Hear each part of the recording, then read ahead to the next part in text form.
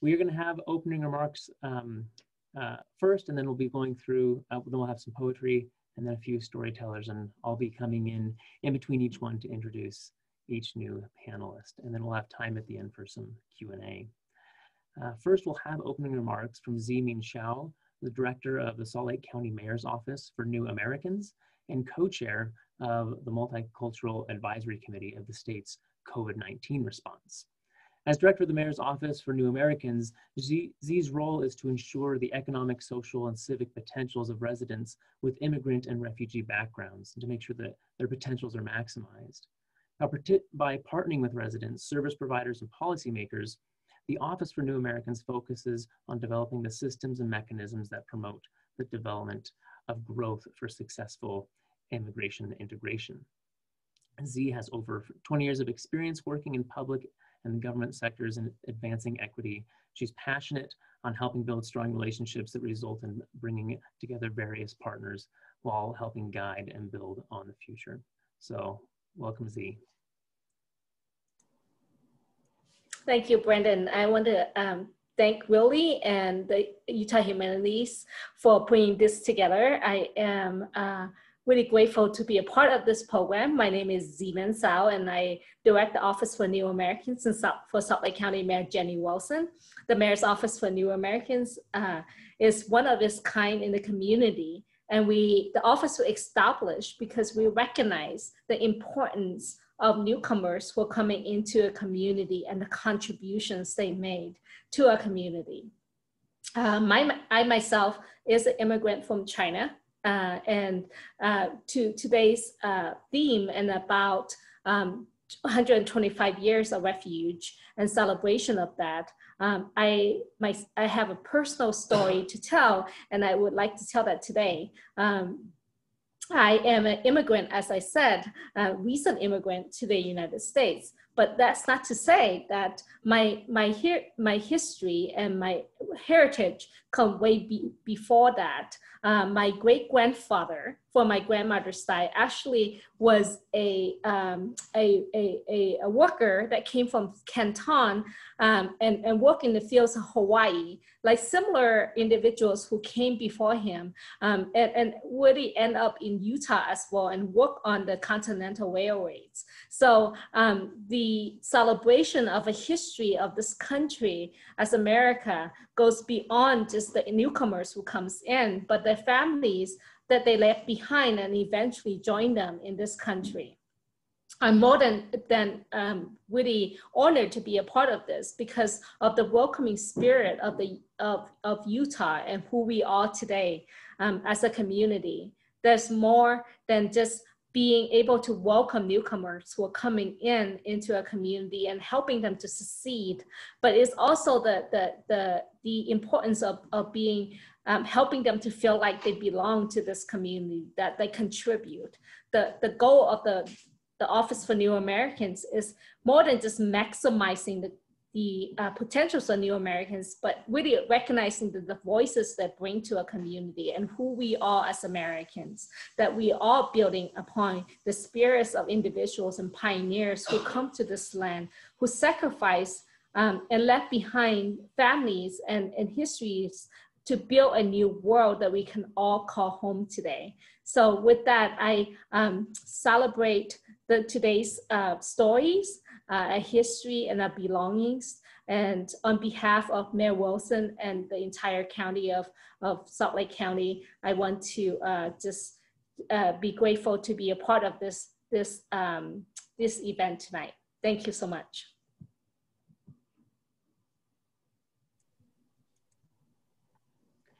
Thank you, Z.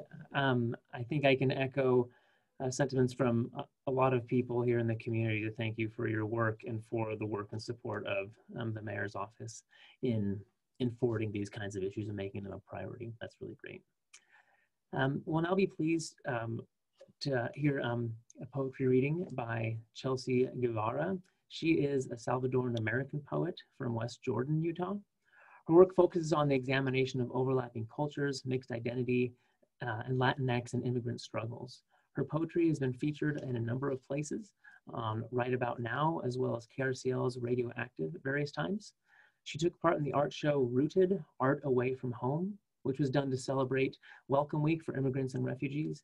And she was also part of the Writers for Migrant Justice event in Utah.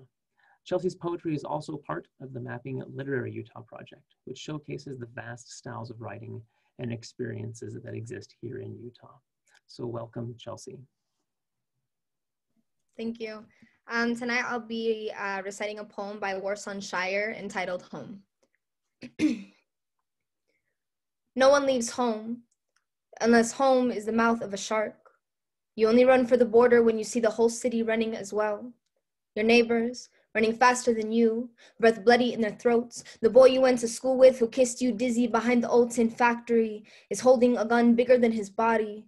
You only leave home when home won't let you stay. No one leaves home unless home chases you, fire under feet, hot blood in your belly. It's not something you ever thought of doing until the blade burned threats into your neck, and even then you carried the anthem under your breath, only tearing up your passport in an airport toilet, sobbing as each mouthful of paper made it clear that you wouldn't be going back.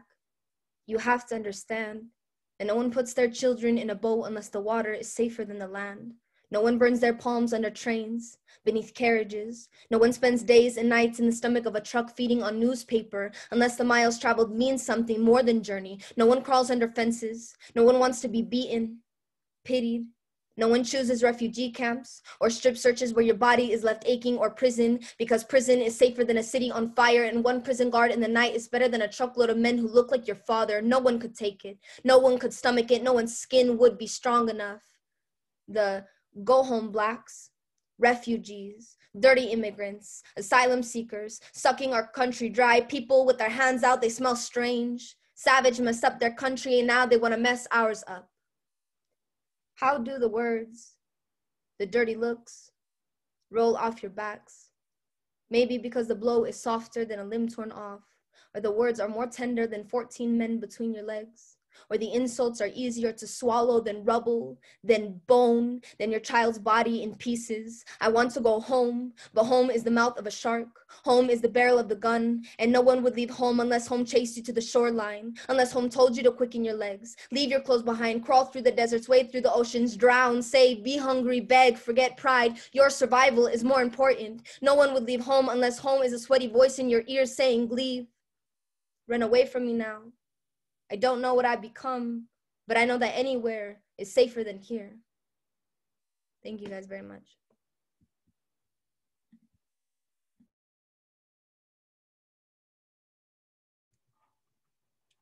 Thank you, Chelsea. That's powerful. I never know quite how to react after listening to strong, powerful poetry. It always leaves me somewhat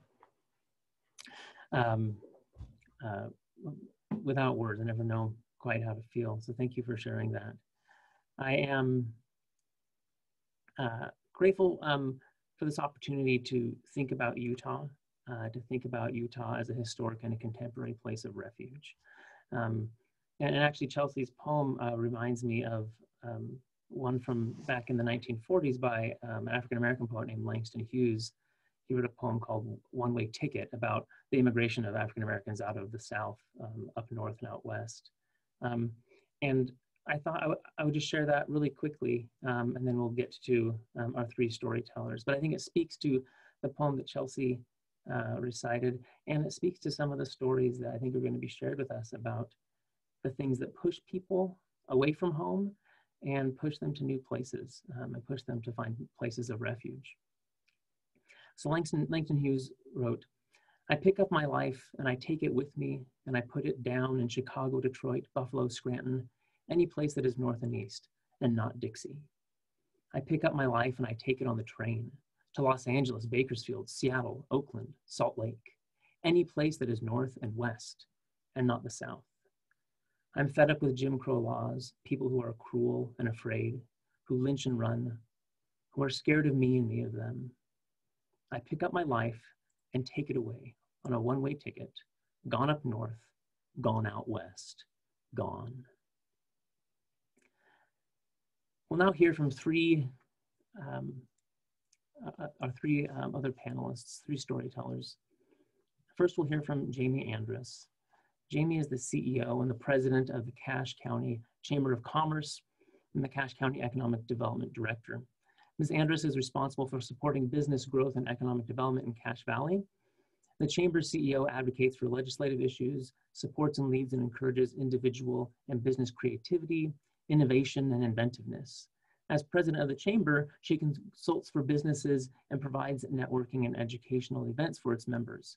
As Economic Development Director, Andrus leads the Cache County Economic Development Alliance. This group is responsible for the economic development strategy plan for Cache County. Welcome, Jamie. Thank you, Brenden. I'm just honored and thrilled to be here this evening. I'm going to share two excerpts from the life histories of two of my ancestors who were Mormon pioneers immigrating to Utah and Cache Valley. So the following is an autobiography of Peter Nielsen, who settled in Smithfield. Smithfield is just north of Logan in Cache County, Utah. And this autobiography was written in September of 1916. Peter Nielsen was my maternal great-grandfather's father. And this is part of what he said, talking about the persecution that he felt when living in Sweden. We lived in the village or town of South Rorum in southern Sweden, where the only religion was Lutheran. In the summer of 1853, the first Mormon elder named Lundblad came to our town from Malmö. He had gotten a few people together at the Stenström's home with my oldest sister, Elsa Nielsen, happened to be there and heard him preach. The Mormon elders then came to my father and mother's home. In the spring of 1854, mother and father, my sister Elsa, and I were baptized by Elder Peter Toulson. Sweden had no religious freedom in those days. They hunted the elders at my father's home. In the daytime, they would find a place to hide them, and in the darkness of night, I had to take the elders through the woods to some other place. Johns Johnson and his wife Tolata were also Mormons in those days. And when Tolata, or Mata as they called her, died, the minister would not let her be buried in the churchyard because she was a Mormon. A young married man, Isgren, lived in Malmö. He wouldn't let the priest baptize their little baby. So they took him, Isgren, and laid him across a bench and beat him so many times with a switch that it fetched blood with every lick. This, he told us, in our home. Now they have better times in Sweden. The next story I want to share is from the biography of Anne Allen Payton Lowe, written by her daughter Sylvia L. Jensen. Anne was my maternal great-grandmother's mother, and I can remember hearing about these stories growing up as a child. My grandmother was very adamant about keeping our ancestors alive to us and telling us the stories. And I've heard a couple of these stories from her life many times. Anne Allen Payton Lowe was the daughter of James Payton and Jacobina Wills Osborne, born in October of 1842 in Dalkeith, which is a few miles out of Edinburgh, Scotland. Anne was the second child in a family of 8. Her father was a clockmaker by trade, and soon after Anne was born, the family moved to Kilmorick. Her parents embraced the gospel of Jesus Christ, the Church of Jesus Christ of Latter-day Saints, as it's named today, and prepared to immigrate to America when Anne's father James died in the year of 1853 of what was then called the White Plague, a disease which had already taken 6 of the children. The money gone for burial expenses, Anne's mother, Jacobina, again worked, saved, and prepared to immigrate. But through the dishonesty of an elder, the money was used for other purposes. With Scotch determination, she again set out to reach her goal of bringing herself and her children to Zion. Jacobina's sisters tried to prevent her from leaving, and at one time they locked her in a room until she came to her senses.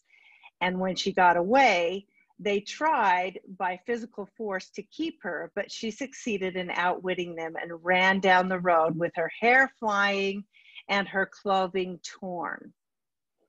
She met her brother along that way, and he explained, "Labina, have you gone daft?" On learning of what had happened, he assured her that if she'd return with him, he would see that they treated her differently, but she would not return with her brother. She, however, was refused, and I would say in addition to, was refused her share of the inheritance because she was a Mormon. Now, little Annie, as she was called, did her part. This is while she's still in Sweden, in Scotland, did her part in helping with the family expenses. And at the age of 5, worked in a factory stirring the dye pot. She had to walk some distance and often had to leave home before it was light. The older girls and women would take the little Annie by the hand and help her along, as she would scarcely be awake. Even at this tender age, she had to suffer the embarrassment of unthinking people taunting her because she was a Mormon. In April of 1855, grandmother, or that would be Jacobina, and her 2 children, Annie and James, set sail for America from Liverpool on a ship S. Curling, landing in New York 1 month later. From New York, they traveled to Pittsburgh by rail and thence by steamboat on the river by way of St. Louis, Missouri, to Atchison, Kansas. It was here they were outfitted for a trek across the plains, and Annie, a girl of not yet 13, walked the entire distance of more than 1,000 miles. While only a child, the hardships of the journey were vividly implanted in her mind. Annie saw herds of buffalo that stampeded their cattle. She was aware of the births and the deaths in camp. She was hungry and thirsty, and many a day her feet were blistered and her bones ached with weariness. Yet they safely reached the valley, arriving in Salt Lake City, October 24th of 1855. The company was in the charge of Milo Andrus. As an aside, you'll notice that that's the name, my last name, which is my married name. This Milo Andrus was one of the settlers in Utah, and is one of my husband's ancestors, but also I come through that ancestry as well. Back to the story. Annie went to live with some people in Bountiful for board and shelter, and when her mother, Jacobina, would occasionally walk out to see her, she would cry and beg pitifully to be taken home, back home to Scotland, saying, "Take me home, mother, take me back home to Scotland." She remembered well the supper she had the first night she went to her mother's home after her mother had married Bishop Christopher Williams. It was thistles thickened with bran. There was plenty to eat, but best of all, it was eaten at home. Food was exceptionally scarce these years on account of the grasshoppers, which almost made the colonization of the Rocky Mountain region a failure, and many came to their home, the bishop's home, for relief. It was Annie's proud duty to take a small broom or duster made of feathers and dust around the flour bin in the corners for a bit more flour. She often bore testimony that each time she had given it all, yet there was always a little more for the next person. One instance stood out more strikingly than others. It was a mother with a babe in her arms who had a shawl about her. Although the weather was warm, she wore this shawl because of the scarcity of her clothing. The woman had a tin cup and begged for a little flour. Annie thought she could not possibly find more flour, but her mother urged, "Run, Annie, and try again," which she did and was able to fill her cup.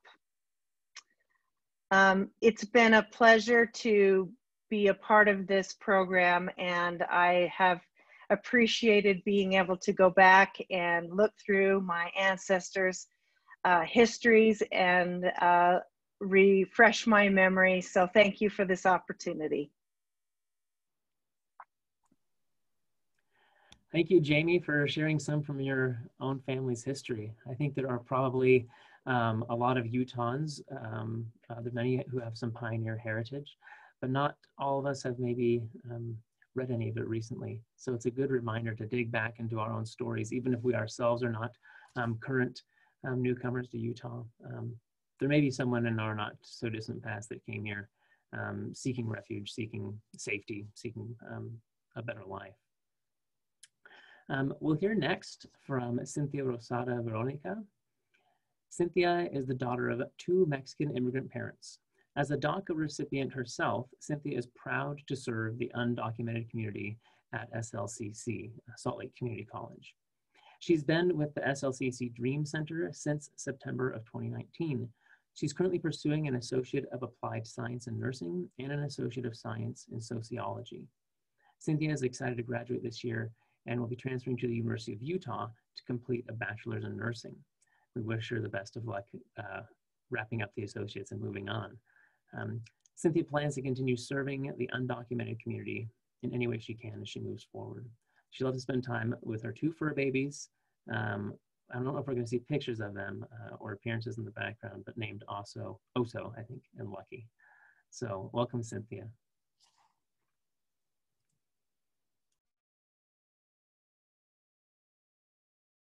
There won't be any. Hello, unfortunately, there won't be any pictures of my 2 fur babies. But thank you for having me. And yeah, so I mean, I've been thinking about what to say for the past few days. And I know I'm a procrastinator at heart, but like I was just introduced, my name is Cynthia Rosado Veronica, and I am undocumented.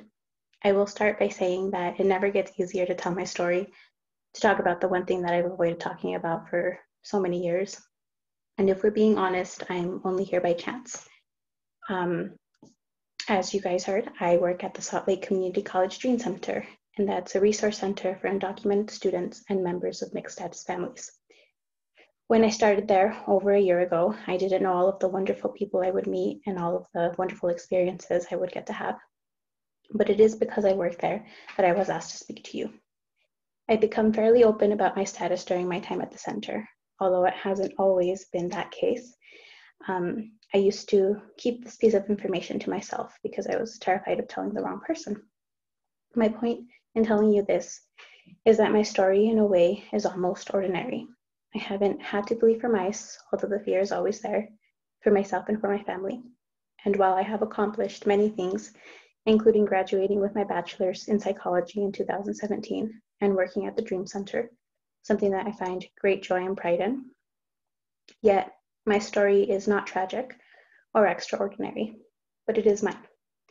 I'm the youngest of 6, technically. My parents met in California. At the time, my mom had a child from a previous marriage, and my dad had 3 children from a previous marriage as well.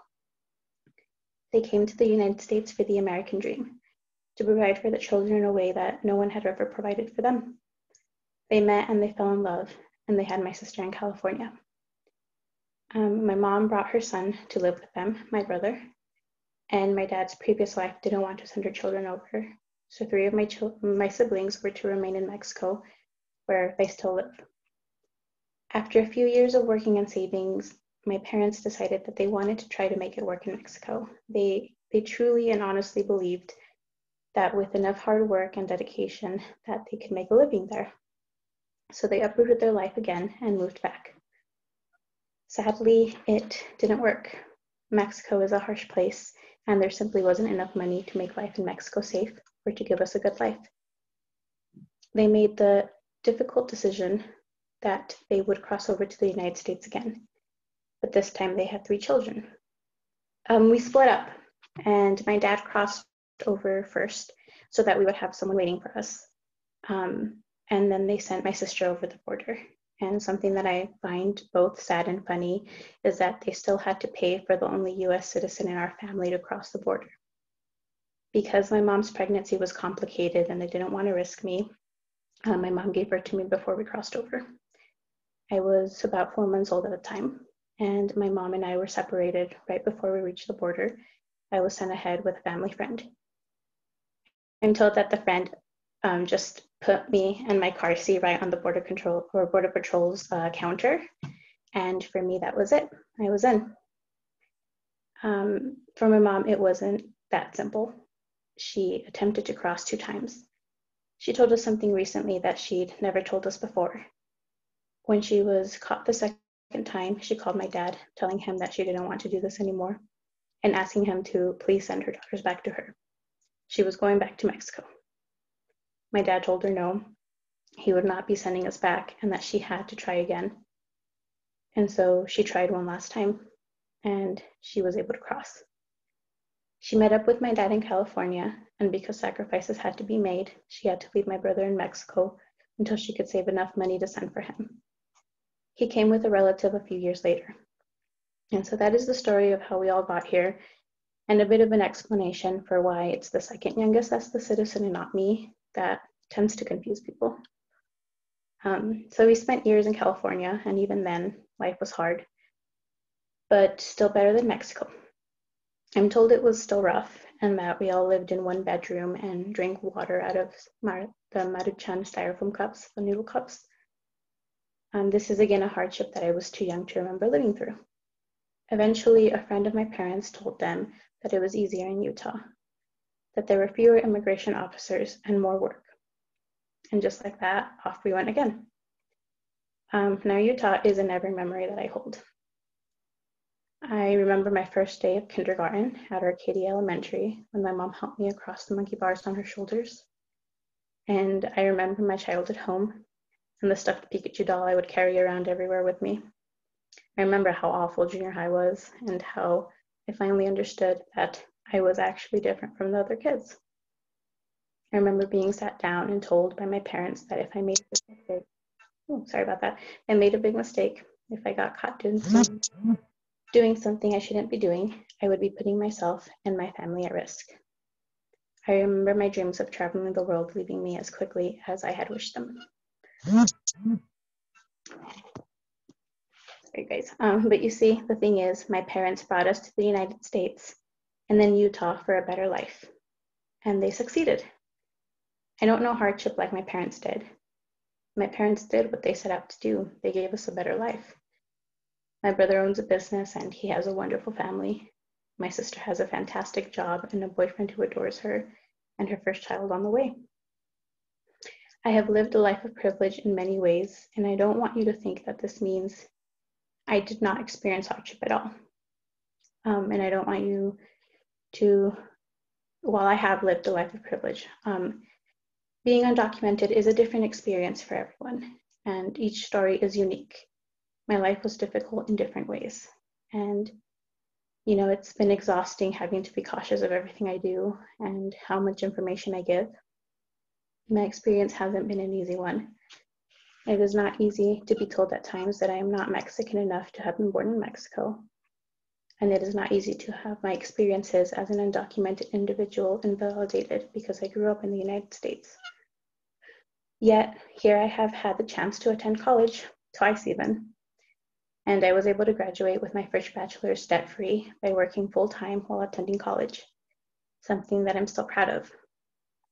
I am proud of the fact that I will graduate with my associates in nursing health sciences, and sociology by the end of the year, and that I have been accepted into the University of Utah nursing program. I will be a nurse in just a few months, and one day I hope to be a family nurse practitioner. This is the life that my parents sacrificed so much to give us, something I will always be grateful for. And Utah is where we have made our home. Utah is a wonderful place. It is beautiful and a refuge for many undocumented individuals and families. Here, my parents have driving privileges, something that only 12 states and the District of Columbia allow. Here, I can go to college and pay in-state tuition, something that only 16 states allow. Utah has also given me a way to receive some form of financial aid in the form of private scholarships. Scholarships are the only way I've been able to afford college this time around without having to work full-time. Utah has 2 dream centers when most states have none, and we have the only dream center opened at a community college. Utah is a wonderful place. There isn't any doubt about that. And yet, it is not enough. I acknowledge the privilege that I have to be speaking to you, to have DACA and to have its protection. Yet you must also acknowledge there's the privilege that you have. And so because I acknowledge this, and I hope that you acknowledge it too, I must also talk about those who are not as privileged as I have been. About 454,000 undocumented immigrant students are pursuing higher education in the United States, yet only 47% currently hold DACA or are eligible for DACA. Most undocumented students in higher education do not have the privileges or protection of DACA. And in Utah, a student is only eligible for in-state tuition if they've attended a Utah high school for 3 or more years. A student can only apply for private scholarships if they have graduated with a Utah high school diploma.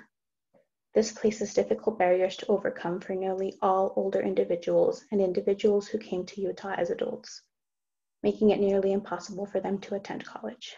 To give you the difference between someone with these barriers and me, at SLIC, attending full-time, which would be around 12 credit hours, would cost me around $2,000 because I qualify for in-state tuition.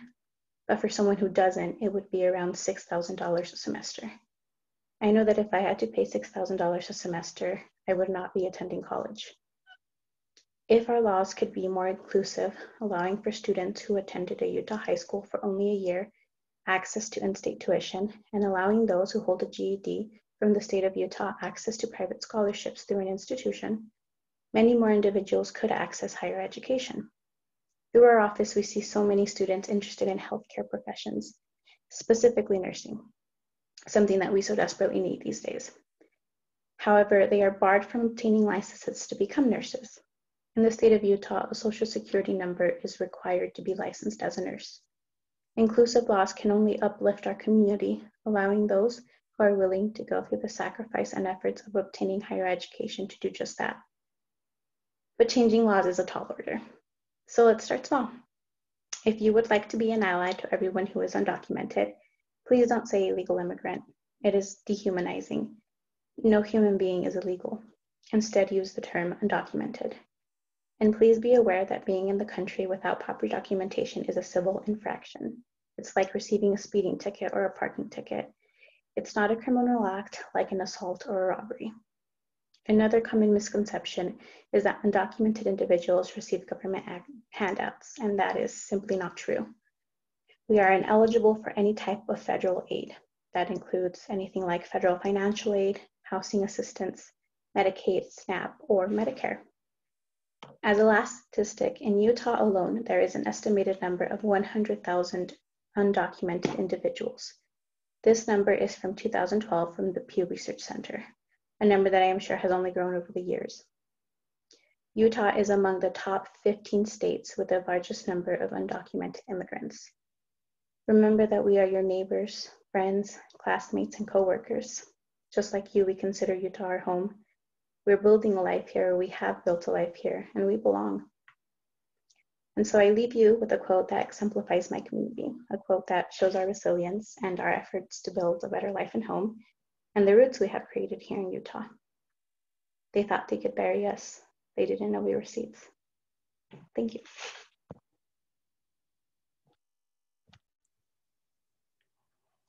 Thank you, Cynthia. And thank you for being willing to share your own personal story and the vulnerability of your personal story that takes courage, and the community benefits from people that are willing to speak for those who are perhaps don't have DACA protections or other assurances. So that's much appreciated. Our last participant for the evening, after which we'll have Q&A, is Salam Araya. Salam is from Eritrea. In 2015, Salam and her family relocated to Utah from a refugee camp in Ethiopia. Soon after arriving in Logan, Salam started 9th grade. And in 2018, she graduated from Logan High School. There she excelled in track and field and cross country. So she, after that, has attended the Utah State University and is employed at Cash Refugee and Immigrant Connection, CRIC, as a housing advocate. Salam and her family continue to still reside today in Logan. So welcome, Salam.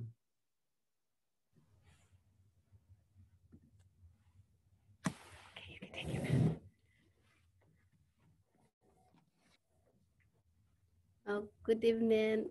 I'm Salam Araya. I was born in Eritrea, village called Ad Abraham. When I was 12 years old, my family, included my two sisters and my mother and me, traveled from Eritrea to a refugee camp in Ethiopia. We left Eritrea for a better and safer life. At that time, my father was in United States. We lived in a refugee camp for 1 year and 4 months. From there, we went to Addis Ababa, the capital city of Ethiopia. We stayed there for 1 year as we prepare our immigration refugee status document, working with International Refugee Committee, IRC. February 2015, when I was 15 years old, my mother, my sister, and I traveled by airplane to Salt Lake City, Utah. It was exciting, but also scary. When the flight attendant asked us what kind of food we want, we didn't know how to answer because we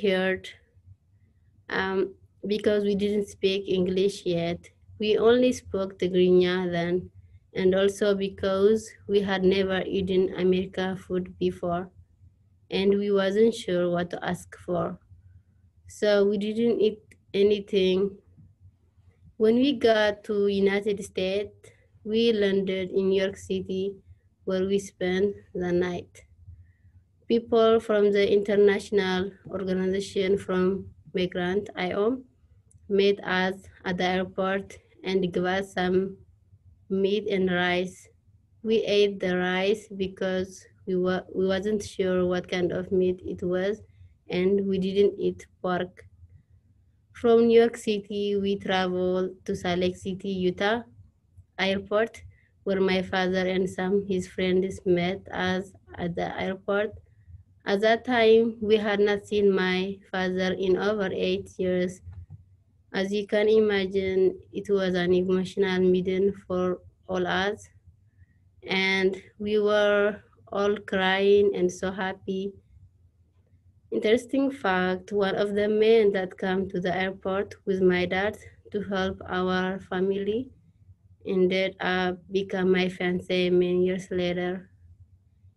We traveled from the airport to Cache Valley, Utah, where my dad was living and working. In March of 2015, I started at Logan High School as a freshman. At that time, I didn't speak any English. I was work hard to learn English. I had several great mentors, including Lowe from Cash Refugee and Immigrant Connection Creek, and Dennis from Utah State University, who hold an after-school art club is called Bloom. All my teachers at Logan High were also helpful, especially my LC teacher, where I got homework help. Terry also from Creek helped me a lot. Because of that and my hard work, I was able to graduate in 2018. While at Logan High, I was running and fell. I was run track and fell and cross country. Since I graduation, I have attended Utah State University, where I work part-time in the agriculture lab for a while. I got engaged and had a baby boy. Today, I am employed at Refuge Immigration Connection Creek as a house advocate. I live in Logan with my family and I speak three languages, Tigrinya, Amharic, English. My family and I, Christian Orthodox, one of the main religion in my country, in Eritrea and Ethiopia, and I'm citizen of the Utah State of America. I love living in Utah. It's safe and welcoming. This is all. Thank you.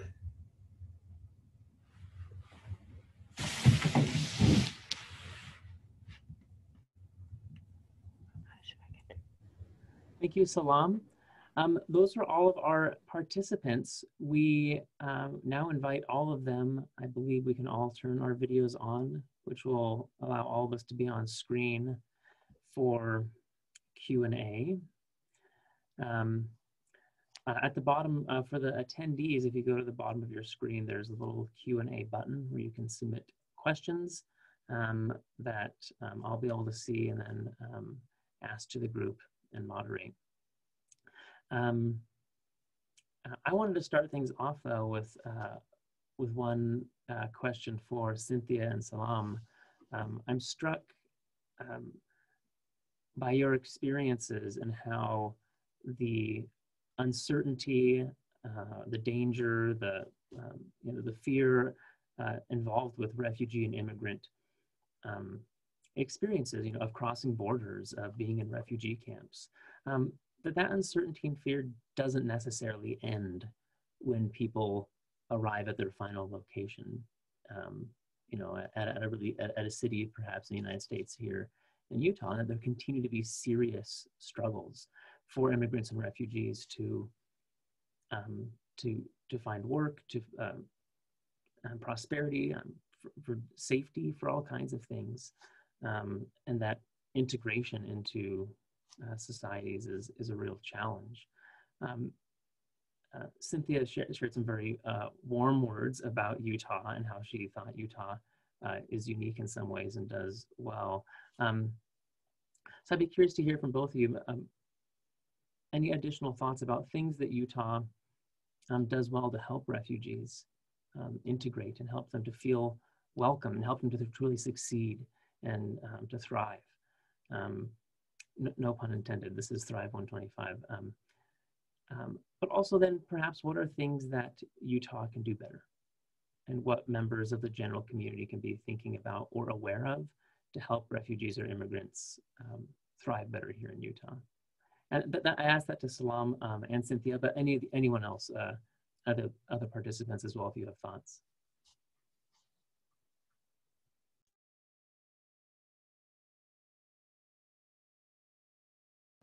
Salam, you are, oh, there you go. So to help a refugee is good because they are not all speak English. So for them, it's hard to do their self. I think it's good for them that they got help. Yeah. Was the language barrier itself a huge challenge? Is that a large obstacle for many refugees and immigrants to simply access services, find jobs, find education? Is language kind of the first thing that needs to be addressed? Yes, most of them, they are not going school when they was back in my country. So English is so hard for them. So they can write, they can communicate, but just a little bit. but no one's understand them. So it's kind of hard for them. For the adults. Yeah, especially for the adult. Like it's hard for them to find a job, and then yeah, many things hard for them without any language. Do you want to talk a little bit about CRIC and how we help?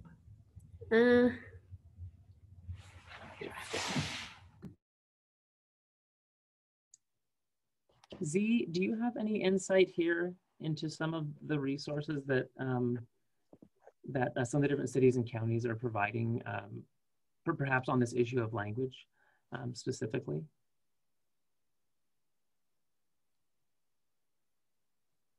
Oh, and you're still you're muted. Sorry. Yes, I think that language acquisition is a really important step to help integration of immigrants and refugees into a community. Currently, there is definitely a gap between the K-12 and adult education. There is not a bridge between the two, and investment in this space is really needed. And we'll be working with policymakers in both the state level as well as the federal level to make sure that investment in this space could be filled. I think the other important piece I want to also add to the conversation is that the importance of just not welcoming individuals into a community. I think that in part, because of the experience of the Utah history, we are a welcoming community. What we need to move beyond is from welcoming to belonging. I think it's one thing to say you're welcome here. It's another thing to say you belong here. And that takes a longer period of time for people to feel like they belong. One of the best projects that we initiated in Salt Lake County is a program called New Roots. And New Roots is basically a program that offers refugees an opportunity to grow their own crops. And what is so important about that is that you're not only providing them an opportunity to just grow the crops, but be able to contribute back to the community. I think that one of the important pieces that we have to acknowledge is how much assets that the immigrant and refugee community brings to a society. All of us are immigrants and refugees at one point, and all of us bring so much vibrancy into the community that we belong to. And unless we recognize those assets that immigrants and refugees bring to us, we won't be able to fully utilize the benefit that they bring and how great a community will be by recognizing those strengths. And so one of the things that we really have to do is invest into maximizing the potentials of the newcomers who are coming in and making sure that they are not only just welcome, but they feel like a sense of belonging. Utah is a place that they belong. This is their new home.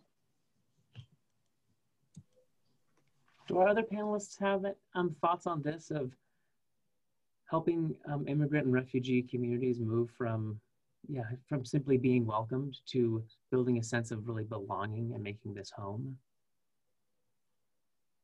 Yeah, I think that growing up in Utah, I've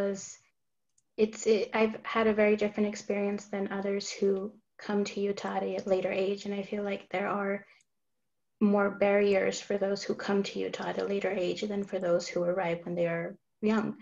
I think a lot of that, for instance, the resources or the education, there is barriers in whether they can receive in-state tuition and simply to take ESL classes. That might be the difference of whether they do or don't take those classes. So I feel like in trying to help others feel like they belong, it might help if we are able to make these laws more inclusive, to say that you are welcome here and we do want you to accomplish your goals and your dreams. Yeah, the policy and law signals what a society values and what a society thinks. So if our laws and legal policies don't reflect that, it's all of our welcoming talk is somewhat empty if we don't back it up with action, right? That could lead to real results or protections for people. Does anyone else have thoughts on this idea of belonging?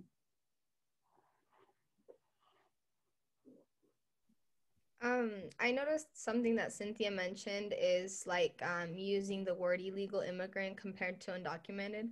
I think a lot of times people nowadays say it's, you know, you have to be politically correct or nobody can take a joke or everyone's so sensitive. But the reality is that the dialogue that we use, you know, people can say, well, I'm not racist or I don't discriminate, but the dialogue that we use is reflective of the humanity that we see in other people. And especially for communities that you're not a part of, it's important to listen to the experiences and to listen to the real feelings and reasons why behind, you know, like why people do what they do or the experiences they have and why they're valid, in the sense that I think that a lot of times people can defend positions, especially politically, when we're just looking at statistics and numbers and what we consider is right or wrong, but we're not using different perspectives of the world. And it always changes depending on what culture you come from or what background or what hardships you've had to go through. So I appreciate that. The words we use, the labels we use, like they matter. Words matter, and they're powerful for good or for evil. We do have a couple of questions that have come in from some of the attendees. And the first of these is kind of a good segue. This is kind of what we've been talking about. Pam Bryson asks, how can we as neighbors in our neighborhood help our neighbors feel a sense of belonging? So I think she's asking, you know, beyond, you know, policy or advocating for, you know, the changing of laws or, you know, things at city and community levels. What can we do on an interpersonal level with neighbors? And I would start by offering a quick story. A few years ago, our next door neighbors welcomed an Ethiopian refugee into their home. She was a high school student and did not speak very much English, and they ended up so as foster parents for her, and it was a really hard transition for her. And there were some kids, some people in the neighborhood who one day walked by. She was Muslim, and she wore a headscarf, and these kids walked by and yelled a slur, a racial slur about Muslims at her as they were riding their bikes by. And I don't even know if she actually heard it, but we did. And it just highlighted the need that all she needed from a lot of us was just a smile and a kind word, an invitation over to eat a meal, to get to know people. There's real power, at least in my experience with, as she lived there for about a year, there was real power I felt in small acts of kindness, just small things, but then how fragile that could be and how quickly that could be destroyed by one unkind word, you know, yelled by some kids. What do you guys think about this question? What can we do as neighbors in a real intimate and interpersonal way to help people feel that they belong?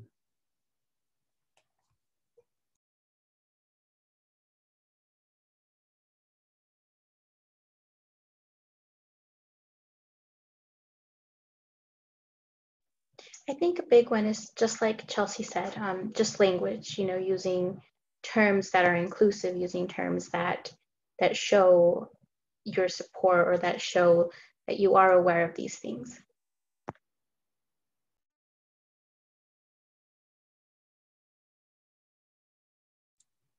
Do any of you have personal experiences you might be willing to share of someone who did reach out to you in a meaningful way that you still look back on as having been an important moment that helped you feel that, you know, maybe this Utah thing is going to work out okay?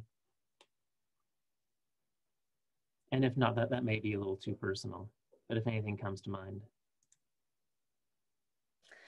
Well, I'll share. I'm an immigrant and a newcomer to this country as well. And I encourage all of you to visit a website called Belonging Begins With Us campaign. It's a national campaign with the National Ad Council. And it talks about how all of us, regardless of where we're coming from, and even as there was a story about a Mormon who were living in the South, and their need to feel belong. So I contributed to that story. And one of the things that I share is that, for a long time as an immigrant in this country, I was really ashamed of my accent. And you can hear it in the way that I speak today, that because of that accent, I would never belong as being an Asian American in this country. And until, really people come up to me and really appreciate it, that you don't really have to get rid of your accent to be an American, that I feel like I belong in this country. For a long time, I don't want to speak up because I don't want to feel like people judge me because of my accent. And I think that is the sense of what belonging means, that belonging is different for each of us individually.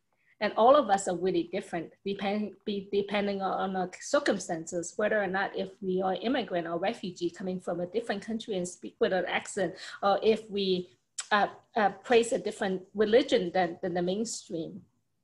That all of us, because of the spirit of this country, we all belong here. And I think that is the importance that we have to continue to demonstrate, is that it's okay to be different, because we are a country. What makes America so beautiful is because of all of the differences that come together and make this country great. So I just want to emphasize that all of us belong here regardless of our differences. That's beautiful. And it's the differences that make, that make a community exciting to live in. We have a couple more questions from the audience. Jordan Moreno asks, or writes, Cynthia are saying, my question is, what can someone do to help immigrant and refugee communities from someone within the community? So if people want to help, if they want to reach out, where should they go? What's the best first actions and steps they should take?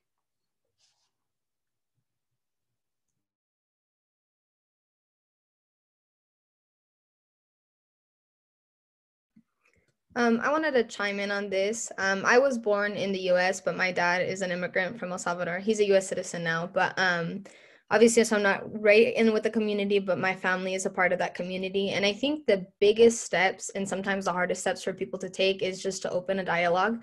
I've noticed that in the past year, there's been a lot of political arguments and everything like that. And something that people aren't comfortable with is speaking up and calling someone out when what they're saying is not correct, or there's other ways to look at it, especially from, a person who's a minority.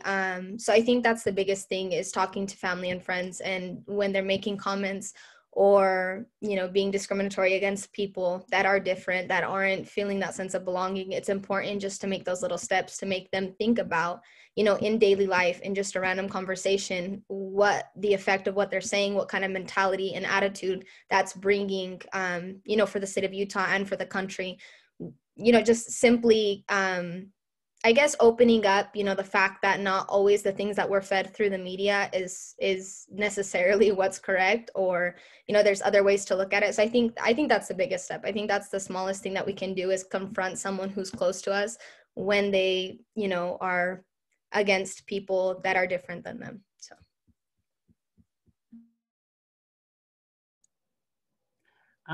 We have two more questions that, well, actually a bunch more questions coming in now, but a few that kind of work together along these same lines. Kendrick Navarro asks, how is it possible to incorporate courses about cultural sensitivity and anti-racism in elementary through high school, so in secondary schools? I know in college there's a course you can take about this topic, but I wonder what the impact is if this becomes a requirement for younger children, which speaks a little bit to what Chelsea was saying about, the language we use and when we hear things that are that need to be addressed. And then along with that, so the question about how can these things be taught in elementary through high school? And then Pam Bryson offers this comment, which really underscores the importance of this. She says, I just want to let them know, the panelists, that sometimes people don't even know the right way to use the language. I think there's a lot of discomfort. People don't know what language should I use. I teach US history, and I didn't know the difference between undocumented and illegal as a proper or improper label. Help us, kindly remind us. This is the first time I've heard of this. And I think that is going to be the case. Perhaps if we're in a family setting, like Chelsea was suggesting, or a friend, they use language that maybe might be hurtful. So there may be a chance that they just don't realize it. So making them aware. But do we have any thoughts about starting to, are there any education initiatives in secondary schools that any of you know of?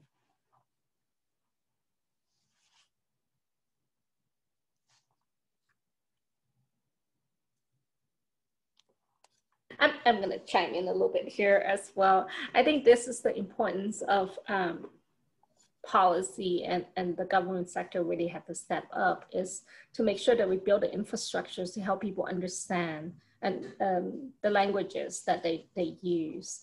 And especially in K-12 curriculum, I think that there's a lot of movement nowadays on making sure that there is an inclusive curriculum being taught in the schools, right? As a Chinese American, I didn't grow up in Utah, but in other places, it's not until just recently that we are taught about the contributions of the railroad workers in the transatlantic railroad. And it's just last year that we began to introduce that curriculum into our schools and our systems. And I think it's important for all of us to be able to advocate for an inclusive approach to teaching our history. And the investment in those infrastructures is critically important to making sure that we're building a community that is cohesive. And I think that we talk about welcoming, we talk about belonging, but more importantly, it's about building a community of a cohesive community. And with all of the things that have happened with in 2020, including the pandemic and the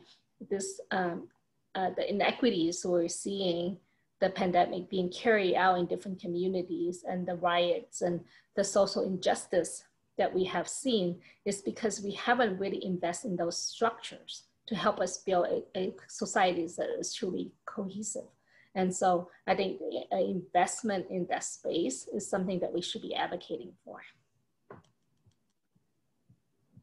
Stacy Banks has asked a question, which again, these are all segueing very well. She lives in Cache County and says that she had an opportunity to work with Burmese refugees for a little while, a few years ago, in Cache Valley. She says, I was afraid to do more, however, because I didn't know what would be helpful.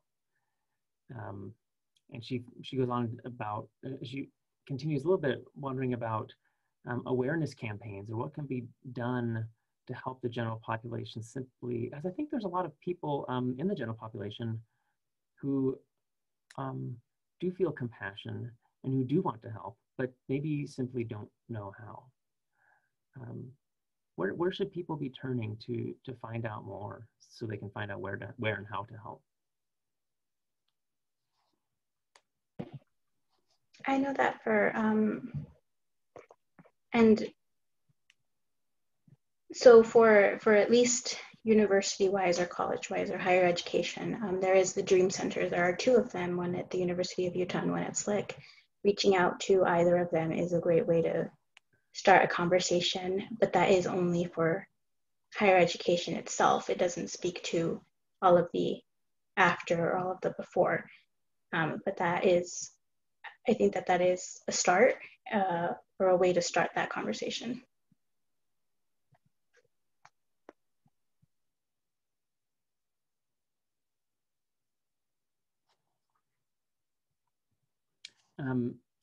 Stacy actually followed up with one other little thought here, which I think is instructive. She says, for example, we secretly left a refugee family an Easter basket and candy and little toys, but later wondered if that could be taken as offensive.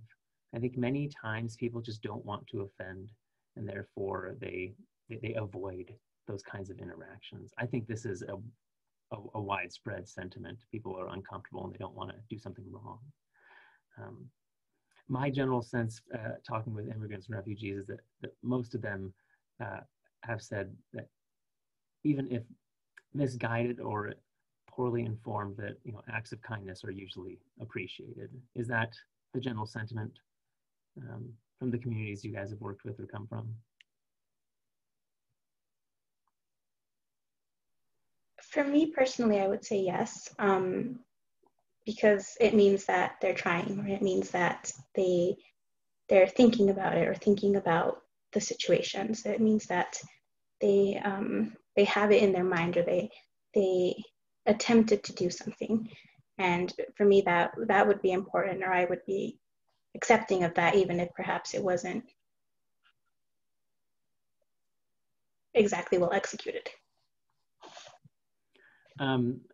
Salam wrote in the chat that in Cache Valley, at least up in the Logan area, that people can reach out to the Cache Refugee and Immigrant Connection, and they have training to help people with cultural competency, training to help them understand how to interact with these things. And I suspect, I'm sorry, that was Randy Williams, who's the vice president of CRIC, who typed that. I suspect that a lot of communities have similar things. I actually have a question for Jamie, because we haven't picked on her very much at all in this. I was struck in recent years how the LDS Church has made it come out and tried to lead. Well, there was the Utah Compact quite a few years ago talking about undocumented peoples, and that they're needing to be a way for them to stand up and be counted instead of living in the shadows. But then more recently, they had a big campaign about refugees and saying that, Mormon pioneers were refugees, and that this isn't our heritage. And so what are your thoughts on how can, there are a lot of members of this church in Utah. How can we tap into that part of Mormon heritage as a way to raise awareness and to motivate people to then to pay that forward and to make Utah a place where others belong, just as it has become for them? Well, I think you make a good point that, the church did, the LDS Church did come out and say that we need to welcome these refugees as our brothers and sisters, and those who try to live the things that they're taught would be reaching out, serving, and helping their neighbors. I just want to put a plug in. I'll just tell you a couple of experiences that have made me more aware, and I think you may find this throughout our culture. But as you travel, I've traveled quite extensively for a job that I had previous to the one I have now, and I've been in a setting where I cannot speak the language, and boy, that gives you the insight immediately as to what some of these refugees must have to deal with. I've been to the CRIC, the Cache Refugee Center. It's very well run, and I think that we do need to talk about it. That's something as a community leader as well we can talk about. And we've tried to make our members in our community aware of this opportunity for people to go. And they've got to be ready for people to come and serve and help and donate. What do people need? Again, I talk in my job, so this is different than a church perspective, but from an economic and Chamber of Commerce point of view, is that we rely on these refugees, especially in Cache County, as part of our workforce, and we need to honor and respect and welcome them in, and hopefully the places where they work they're feeling this as well, because right now we have absolutely almost zero unemployment in Cache County. We're one of the lowest in the country and lowest in Utah. So there are jobs and we need these refugees, and so they're important to us. And so that's a perspective that I'll share. Thank you for sharing that. I just put this into the chat, and actually Willie posted links to a few organizations and places where people can look. One of the attendees suggested going to justserve.org or servekind.com. I just opened up Just Serve, typed in my zip code, typed in the keyword refugee, and there are a whole bunch of things that popped up. I think many of these are for helping refugees overseas, not refugees relocating here, but these are good resources for us to look at. We need to wrap things up. I would I'll share one last thing from and echo the sentiment from one of our attendees, Pam Bryson writes, "You are all awesome and brave. Way to get up and to speak to us all." And I would echo that as well. Thank you to all the panelists. Thank you for the work. Thank you for being on this panel, but also for the work that you're doing in your own lives and your own communities.